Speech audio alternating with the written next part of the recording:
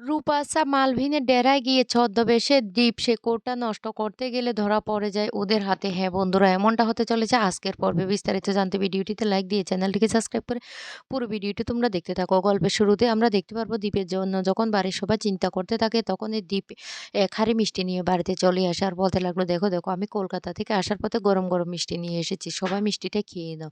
তখন দ্বীপের মা বলতে লাগলো, বাবা তুই ফিরে এসেছিস তাতে আমি খুশি, আবার মিষ্টির কি দরকার ছিল? দীপ তখন বলতে লাগলো, না, না, মিষ্টিটা খেয়ে নাও, গরম, গরম আছে। এরপরে ঝাঁপির কাছে আসে। এদিকে ইনকা উপর থেকে সবটা দেখতে থাকে আর বলতে লাগলো, কি ব্যাপার? হঠাৎ করে দীপ বাড়ি ফিরে এসেছে, তাও আবার মিষ্টি হাতে নিয়ে।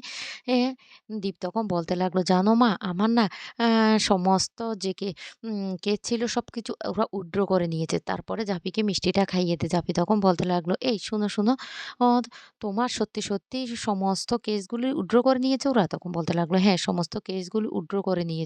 আর কোনো চিন্তা নেই। সেইজন্যই তো সবার জন্য মিষ্টি নিয়ে এসেছি। তখন দীপের মা বলতে লাগলো, একটু নিশ্চিন্ত হতে পারলাম। এরপরে দীপ বলতে লাগলো, একটা কথা বলা হয়নি। তখনই ঝাঁপি বলতে লাগলো, কি এমন কথা যেটা বলা হয়নি? তখন দীপ হাসতে থাকে আর বলতে লাগলো, ঝাঁপি তুই ছিলি সেইজন্যই তো এত বড় একটা বিপদের হাত থেকে বেঁচে ফিরতে পেরেছি। নাহলে আমার উপরে মিথ্যে যেভাবে সবাই মিলে দোষারোপ করছিল। এদিকে ইনকা তখন বলতে লাগলো, ঝাঁপিকে আবার মিষ্টি খাইয়ে দিচ্ছে। এদিকে দীপ এতটা খুশি, কিছুই তো বুঝতে পারছি না। কি হলো? আমার না বারবার করে দীপের উপর সন্দেহটা আরো বেড়ে যাচ্ছে। কেন এমনটা হচ্ছে আমি বুঝতে পারছি না। দীপ তখন বলতে লাগলো, কালকে সকালবেলায় আমাকে উড়িষ্যা যেতে হবে। তখনই ঝাঁপি বলতে লাগলো, কেন? কেন উড়িষ্যা যেতে হবে? তখন দীপ বলতে লাগলো, ব্যাংক অথরিটি এর একটা জরুরি মিটিং আছে, সেখানে আমাকে যেতে হবে। জাফি তখন বলতে লাগলো, কেন? তুমি তো চাকরিটা করো নাই, সেটা তো ছেড়ে দিয়েছো। তখনই দীপ বলতে লাগলো, ওরা আবার আমাকে ডেকেছে, তাই আমি আবার চাকরিটা জয়েন করবো কিনা সেটা নিয়ে ভাবছি। তখন দীপের মা বলতে লাগলো, না বাবা, আমি তোকে কিছুতেই যেতে দেবো না। দীপের বাবাও তখন বলতে লাগলো, আমিও তোর মায়ের সাথে একমত, আমিও তোকে কোথাও যেতে দেবো না। দীপ তখন বলতে লাগলো, একদম তোমরা চিন্তা করো না, আমি একবার গিয়ে দেখি না, ভেবে দেখবো কাজটা করবো কি করবো না। এদিকে ইনকা তো খুব ভয় পেতে থাকে আর বলতে লাগলো, উড়িষ্যা সকালবেলায়? না, না, কিছু একটা তো গন্ডগোল আছে। তবে গন্ডগোলটা কি সেটাই বুঝতে পারছি না। অন্যদিকে ঝাঁপিরও সন্দেহ হতে থাকে। ঝাঁপি তখন বলতে লাগলো, তুমি আমার থেকে কিছু একটা লুকাচ্ছ। আমি স্পষ্ট সেটা বুঝতে পারছি। না হলে তুমি হঠাৎ করে উড়িষ্যা চলে যাবে, সেটা তো হতে পারে না। চুন্নি তখন বলতে লাগলো, এই দাদাভাই, তুই আমাদের কাছ থেকে কিছু লুকোচ্ছিস না তো? হঠাৎ করে তুই উড়িষ্যা কেন চলে যাবি? চুন্নির কথা শুনে তখন দীপ বলতে লাগলো, আরে না বাবা, তোদেরকে তো বলছি ব্যাংক অথরিটি আমাকে বলেছে সেখানে একটা জরুরি মিটিং আছে যাওয়ার জন্য। আর সেখানে তারা নাকি আমাকে আবার নতুন কাজ দেবে। এবার আমি ভেবে দেখব কাজটা করব কি করব না। দীপের বাবা তখন বলতে লাগলো, তাও আমার না মনটা একদম সায় দিচ্ছে না। দীপ তখন বলতে লাগলো, ঠিক আছে, হ্যাঁ, তোমরা এতটা চিন্তা করো না তো।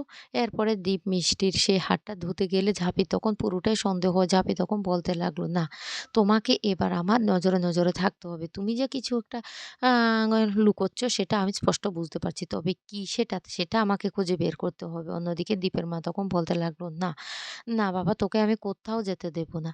এদিকে ঝাঁপি কাছে এসে বলতে লাগলো, ও জেঠিমা, তুমি এবার খুশি হয়েছো তো? তোমার ছেলের সমস্ত অ যে কেসগুলি সব ছিল সমস্ত কিছু ওরা উইথড্র করে নিয়েছে। তখন দীপের মা খুব খুশি হয়ে যায় আর বলতে লাগলো, সেজন্য তো একটু ভরসা পাচ্ছি, কিন্তু আমি আমার ছেলেকে কোথাও যেতে দেব না। দীপ তখন বলতে লাগলো, আরে বাবা, তোমরা বুঝতে পারছো না কেন? এদিকে ইনকা তখন বলতে লাগলো, না, না, দীপের মতিগতি আমার একদম ভালো ঠেকাচ্ছে না। এদিকে বাড়িতে এক হাঁড়ি মিষ্টি নিয়ে এলো, এখন আবার উড়িষ্যা চলে যাবে। এ কি ব্যাপার? আমি তো কিছু বুঝতে পারছি না। দিন, দিন সন্দেহটা কেন আমার ওর উপর একটু বেশি হচ্ছে।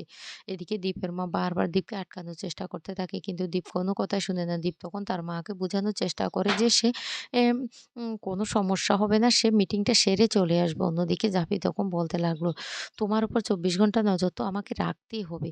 রাখতেই হবে দীপ। তুমি কিছু একটা লুকিয়ে যাচ্ছ, এমনকি কিছু একটা করছো। উড়িষ্যা যাবে তো ঠিক আছে, আমিও উড়িষ্যা যাব। তবে সেটা তুমি কিছুতেই জানতে পারবে না।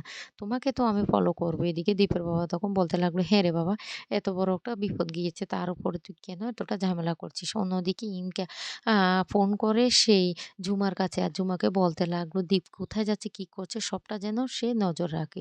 এদিকে রাতের বেলায় সবাই যখন ঘুমিয়ে পড়ে তখন দীপ লুকিয়ে, লুকিয়ে ঘর থেকে বেরিয়ে যায় আর বলতে লাগলো, ভাগ্যিস ঝাঁপি দেখতে পায়নি। এবার আমাকে আমার কাজটা সেরে ফেলতে হবে। অন্যদিকে ঝাঁপিও তখন সেটা দেখে ফেলে আর বলতে লাগলো, কি ভেবেছো দীপ? দারোগাবাবু, তুমি একাই লুকিয়ে সমস্ত কাজ সেরে ফেলবে? আমি সেটা টের পাবো না।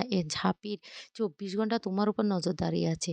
তুমি যে উজ্জয়িনী ম্যামকে ভালোবাসো না সেটা তো আমি জানি। তবে ওই লোকগুলো কি ঐদিন দেখে তুমি কেন ভয় পেয়েছিলে? আমি তো কিছুই বুঝতে পারছি না। না, আমাকে যেতেই হবে। তুমি কোথায় যাচ্ছ?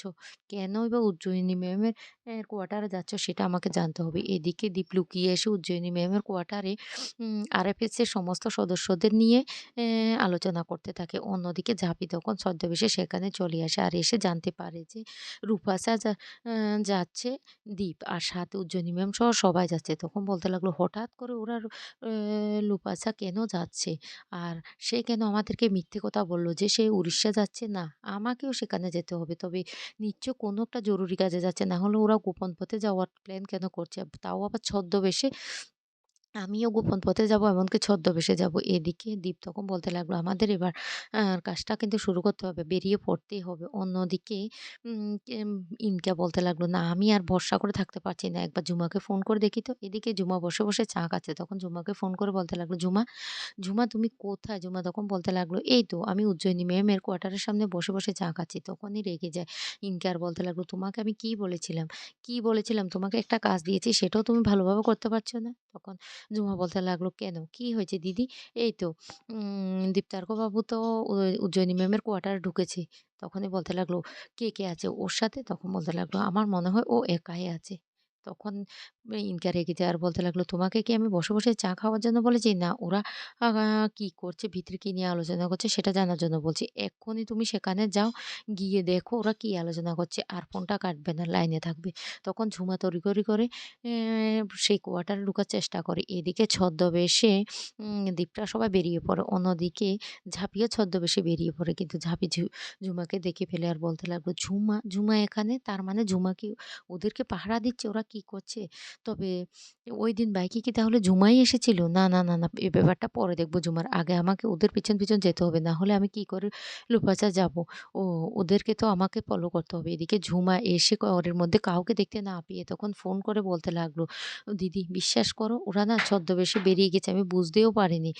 কারণ আমি তো তড়িঘড়ি তোমার কথা শুনে ঘরের মধ্যে ওদেরকে খুঁজতে এসেছি।" তখনই ভয় পেয়ে যায় ইনকে। ইনকে তখন বলতে লাগলো, "না, আমাকে আর আর দূরে থাকলে চলবে না। এবার আমাকেই মাঠে নামতে হবে। তবে আগে আমি আরেফকে খবরটা জানিয়ে দিই।" এরপরে আরেফকে খবরটা জানিয়ে দেই যে ওরা নিশ্চয়ই কোনো একটা প্ল্যান করে ওখানে যাচ্ছে সাবধান হয়ে যাওয়ার জন্য। তখন উনি বলতে লাগলো, "আমি তাহলে এবার কড়া সিকিউরিটি বাড়িয়ে দিচ্ছি।" তখনই বলতে লাগলো, "ইন্দ্রনগরের ঘটনাটা কি আপনার মনে আছে? ওখানে কিন্তু শেষ মুহূর্তে জাফিরা এসে সবকিছু নষ্ট করে দিয়েছে। তাই আপনাদেরকে অত্যন্ত সাবধান হয়ে থাকতে হবে।" এদিকে লুপাসে পৌঁছে যায় ছদ্মবেশের সবাই। তারপরে সবাই মিলে প্ল্যান করতে থাকে দীপ গিয়ে ওই সেটআপ গুলি সমস্ত কিছু নষ্ট করে দেবে। আর অন্যদিকে সেই ইনকার কথা শুনে ওরা এতটাই সতর্ক হয়ে যায় সেটা কিন্তু কিছুতেই জানে না। এদিকে দীপ তখন ছদ্মবেশে ওদের সেখানে চলে যায়। আর সেখানে গিয়ে যখন সেটআপ গুলি নষ্ট করে কোডটা নষ্ট করে দেওয়ার চেষ্টা করে তখনই ছদ্মবেশী দীপকে ধরে ফেলে ওই সেই মালভিনের তারা আর বলতে লাগলো, "কি ভেবেছিস? কি ভেবেছিস? তোকে আমরা চিনতে পারবো না? ছদ্মবেশে আমাদের ডেরায় এসে হানা দিয়েছিস। এবার দেখি তুই এখান থেকে কি করে বেরোস।" তো বন্ধুরা কেমন লাগলো আজকের পর্বটি অবশ্যই কমেন্ট করে জানাবে।